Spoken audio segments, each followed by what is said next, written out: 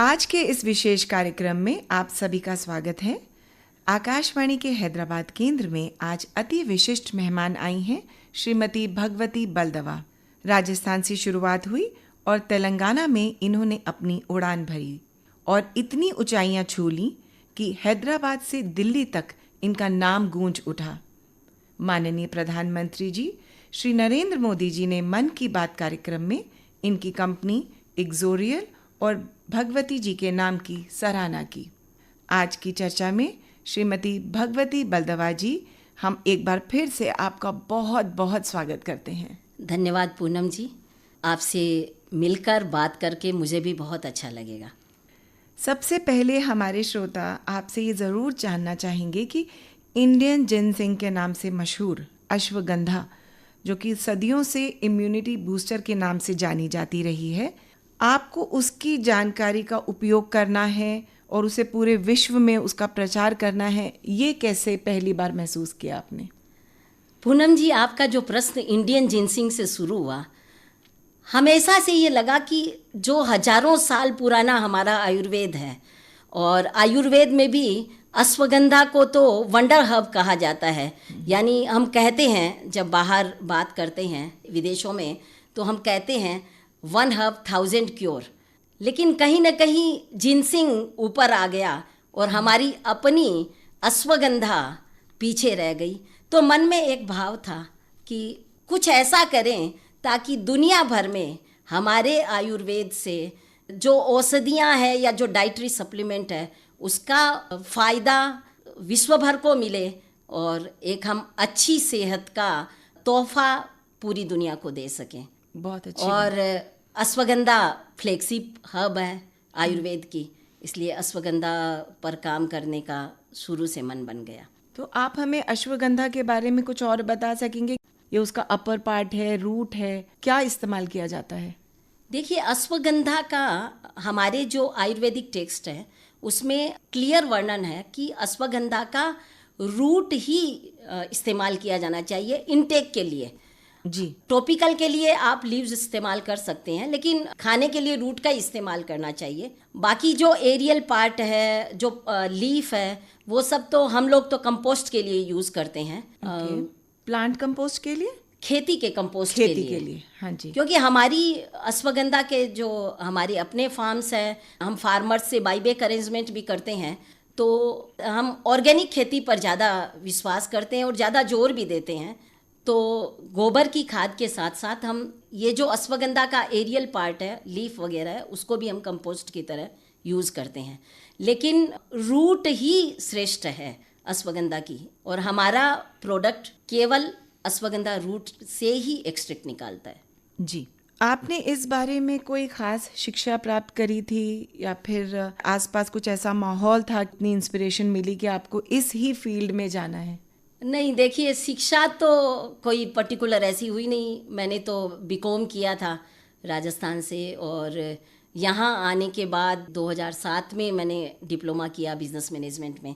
आयुर्वेद से रिलेटेड शिक्षा कुछ नहीं थी, लेकिन हमारा अपना अगर देखें तो किचन ही एक औषधालय है, जहाँ हम बहुत सारी आयुर्वेद में काम आने वाली जड़ी बूटियों को इस्तेमाल करते हैं।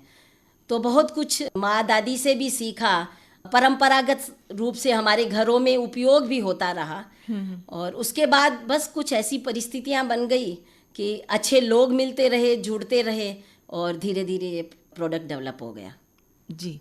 आपकी फैमिली के बारे में हमें कुछ बताइए और उनका क्या योगदान रहा आपके इस सक्सेसफुल करियर में? मैं तो राजस्थान के एक बहुत छोटे से गांव से आती हूँ। बीकानेर डिस्ट्रिक्ट में श्री डूंगरगढ़ है जी। वो तो बहुत छोटा कस्बा था, हार्डली 25,000 की पॉपुलेशन रही होगी।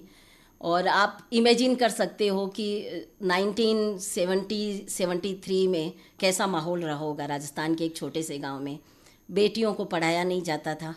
लेकिन मेरे पिताजी शुरू से, बद्रीनारायण जी सोमानी, वो हमेशा कहते थे कि उन्हें बेटी की चाह बहुत थी, इसलिए उन्होंने माँ की प्रार्थना की, माँ शक्ति की। और वो हमेशा कहते थे कि तू मुझे माँ से वरदान के रूप में मिली है, और उनका उतना विश्वास भी था। तो उन्होंने मुझे बेटों से कम कहीं नहीं रखा। तो उस ज़माने में जब बेटियों को पढ़ाते नहीं थे, तब उन्होंने मुझे ग्रेजुएशन करवाई और आपको जानकर पूनम जी अच्छा लगेगा, जी। एग्ज़ाम देने के लिए मुझे वहाँ से 70 किलोमीटर दूर बीकानेर जाना पड़ता था। गांव में तो कॉलेज नहीं थी, पूरे सेंटर में, क्योंकि बीकॉम तो तब लड़कियां करती ही नहीं थी। कहीं से ये भाव होता नहीं था कि लड़कियां व्यापार में आएगी। उनको ज़्यादा से ज़्यादा अगर किसी ने किया तो बीए कर लिया, बीएचएससी कर लिया। बीकॉम के पूरे सेंटर में एग्ज़ाम देने वाली मैं 1200 लड़कों में अकेली लड़की थी। तो ये पिताजी का विश्वास रहा, और घर का माहौल वैसा था नहीं। दादाजी बड़े ऑर्थोडॉक्स विचार के थे, वो नहीं चाहते थे कि बेटियों को इतना पढ़ाया जाए, वो इसके विरोध में थे। लेकिन मेरे पिताजी दृढ़ रहे, उन्होंने कहा जब तक ये ग्रेजुएशन नहीं करेगी मैं इसका विवाह नहीं करूँगा। मेरे पिताजी बड़े स्ट्रॉन्ग विचारों वाले थे। बड़ी होकर जब ये पढ़ लिख कर हमारा नाम रोशन करेगी तब लोग कहेंगे कि ये हमारी बेटी है। और कितनी अच्छे से आप उनका नाम रोशन कर रही हैं, और इतनी जो आपके चेहरे पर एक स्माइल है अपने पिताजी की बात करते हुए। और आपने अभी जो बात की उसमें आपने एक शब्द यूज़ किया, दृढ़ता, और वो दृढ़ता मुझे आपकी पर्सनालिटी में दिखती है। बड़ी बात रही है कि आप इतनी सक्सेसफुल एंटरप्रेन्योर बनी हमारे देश की, और आप हम सबको इतना प्रेरित कर रही हैं।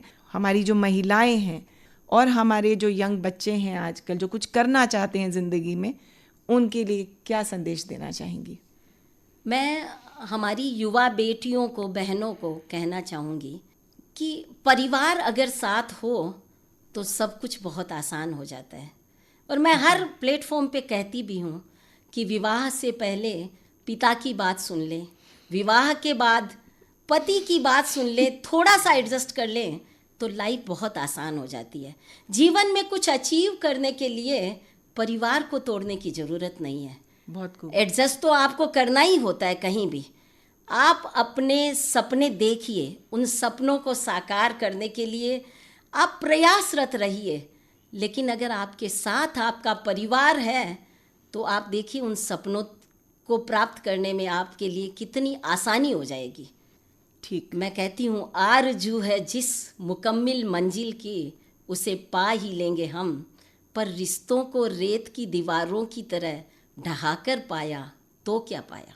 वाह, बहुत सुंदर। तो विवाह से पूर्व पिता का साथ रहा, विवाह के बाद पति का साथ रहा। परिवार यहाँ भी ऑर्थोडॉक्स था, लोगों ने बहुत सारी बातें कही। आज जो आपको ये दिख रहा है ना कि भाई सफलता, लेकिन इस सफलता के पीछे एक बहुत बड़ा संघर्ष भी है। सफलता इतनी आसान नहीं होती है, और मैं हमेशा कहती हूँ सफलता का कोई शॉर्टकट भी नहीं होता है।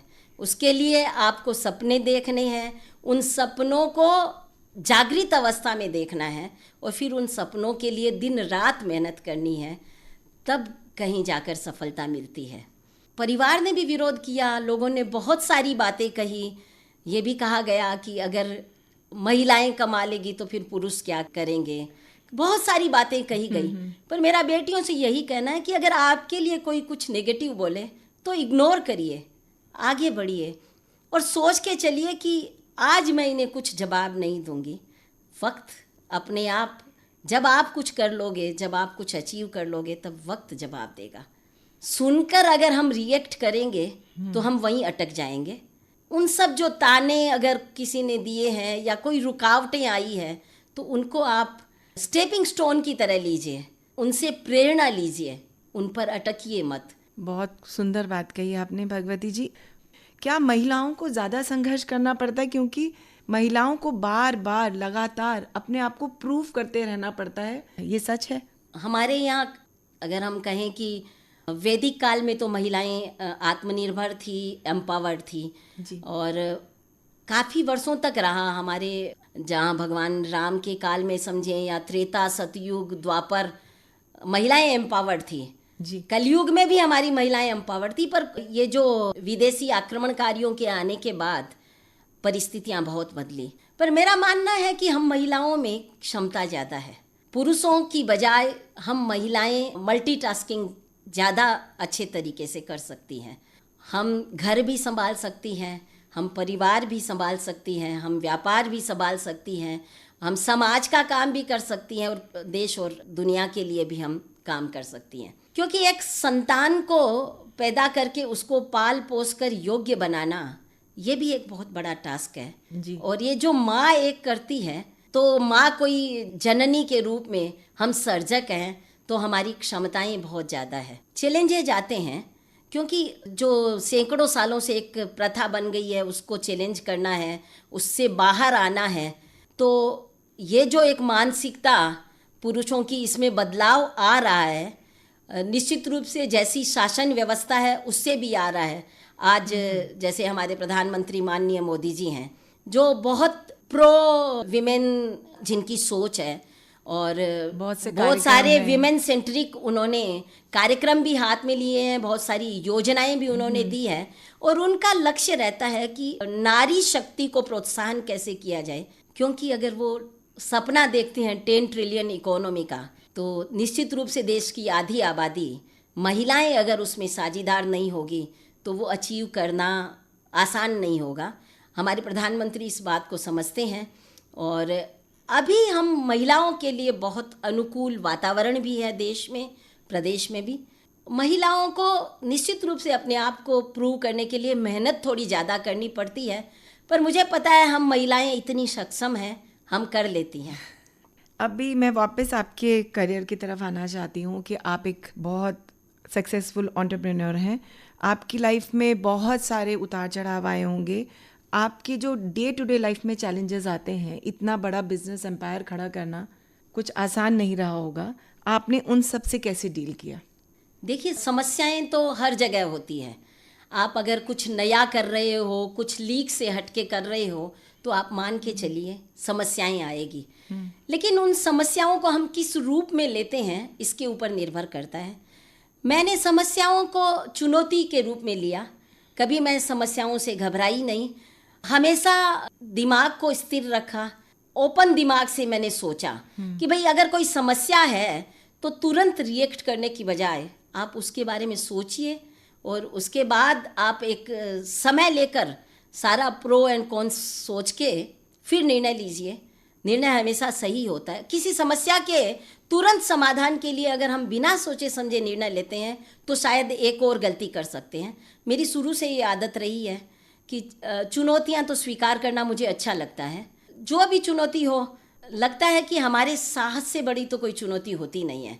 तो आपके मन में अगर साहस है, आपके मन में दृढ़ता है, लगन है, और आप अगर सोचते हो कि मेहनत करने में मैं कुछ कमी नहीं रखूँगी, तो धीरे धीरे यही जो समस्याएं हैं ये आपके लिए आगे बढ़ने का मार्ग प्रेरित करती है। मेरे साथ भी ऐसा हुआ। शुरुआत में जब 1990 में मैंने बिजनेस शुरू किया, पति के सिवाय बाकी परिवार का था नहीं, तो घर का काम करके जाती थी। घर के पास ही ऑफिस थी, जब भी घर में कोई आता था वापस आ जाती थी। मतलब कहीं ऐसा नहीं लगता था कि मैं किसी घर के कोई कार्यक्रम में एब्सेंट हूँ। वैसी स्थिति मैंने आने नहीं दी कि भाई कोई आपके ऊपर उंगली उठाए कि भाई तुम तो बाहर हो, तुम्हें क्या पता घर कैसे चलाया जाता है। अच्छा। लेकिन मैं सभी बहनों से भी यही कहना चाहूँगी, युवाओं से भी कहना यही चाहूँगी, घबराएं नहीं। ऐसे उतार चढ़ाव आते रहते हैं।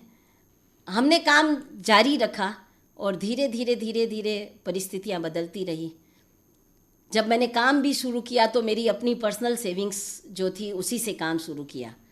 लेकिन मेरे पति को किसी ने कहा कि भाई तुम्हें क्या पता पैसा कैसे कमाया जाता है, खुद कुछ करके दिखाओ तो पता चले। अच्छा। उन्होंने मुझे कहा क्या विचार है, मैंने कहा चुनौती स्वीकार करते हैं।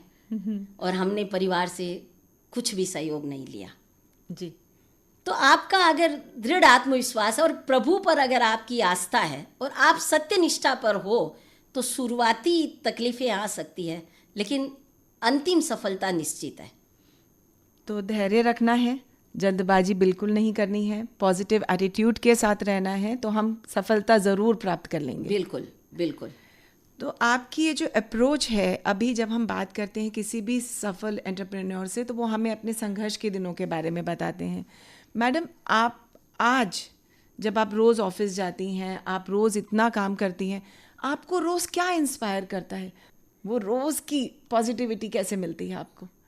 हमारी संस्कृति जो है ना, सत्य सनातन संस्कृति, सुबह उठते ही हम कहते हैं कराग्रे वसते लक्ष्मी कर मध्य च सरस्वती कर मूले तु गोविंद प्रभाते कर दर्शनम। यानी हमारे हाथों में हमारा भाग्य है। अगर उसका अनुवाद हम करें तो हर दिन उठते ही ये लगता है कि आज तो कुछ कल से ज़्यादा मेहनत करनी है।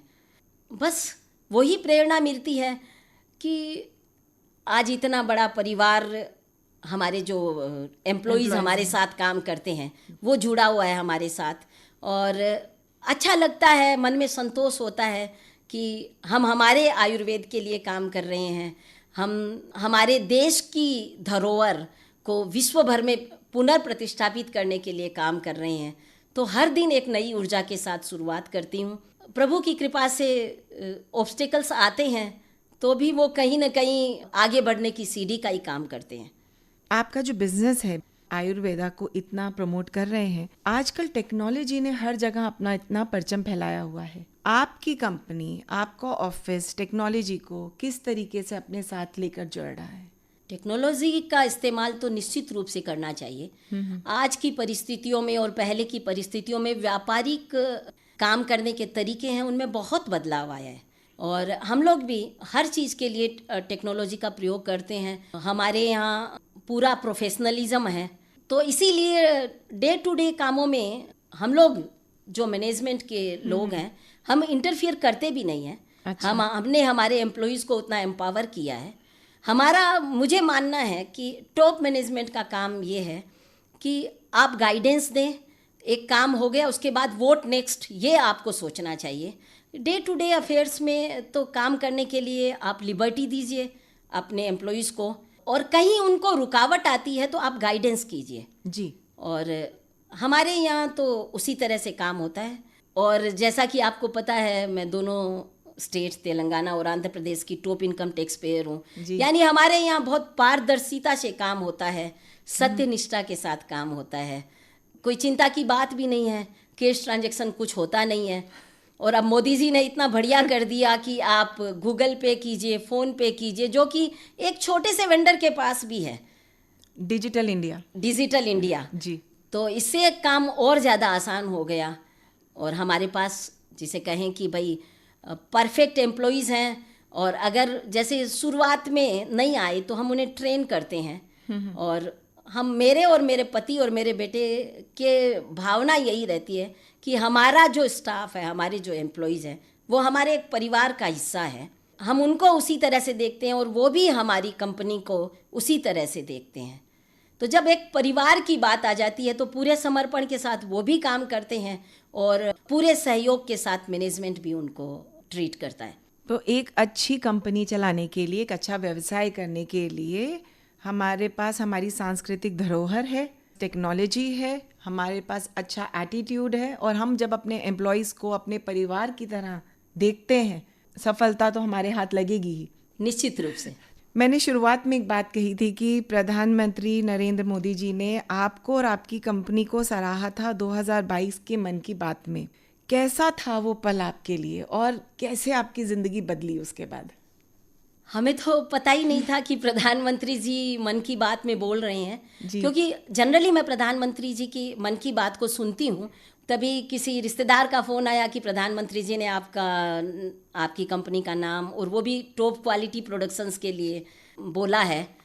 तो बड़ा गर्व भी हुआ, संतोष भी हुआ कि हम जिस दिशा में चल रहे हैं वो सही है। और प्रधानमंत्री जी से के बोलने से ज़्यादा एंडोर्समेंट किसी भी प्रोडक्ट के लिए हो नहीं सकता है। तो ये निश्चित रूप से गौरव की बात भी थी, लेकिन एक जिम्मेदारी का एहसास भी था कि प्रधानमंत्री जी ने अगर बोला है तो हमें यहाँ से इसको और आगे लेके जाना है, ताकि हम उनकी अपेक्षाओं पर, उनकी आशाओं पर खरे उतर सकें।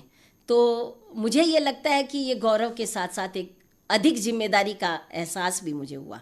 गर्व की बात है, गर्व की बात है। जो दुनिया के सबसे लोकप्रिय जो जननेता हैं, वो अगर किसी चीज़ को एंडोर्स करते हैं तो निश्चित रूप से गर्व की बात तो होती है। आपकी सारी मेहनत, आपका वो धैर्य, आपकी पॉजिटिविटी, आपका संघर्ष को आपके बारे में इतनी ऐसे अच्छी लगता बात है की। मेहनत सफल हो गई। और कई बार मुझे लोग पूछते हैं कि भाई आपका आदर्श कौन है, तो मुझे लगता है कि हमारी संस्कृति में तो वैदिक काल से अगर देखें तो बहुत सारे आदर्श हैं, हमें इधर उधर जाने की ज़रूरत ही नहीं है। आदर्श बदलते भी रहते हैं जी। बचपन में कुछ और आदर्श रहे हैं, जो बड़े होते हैं हमारे आइडियल्स बदलते रहते हैं।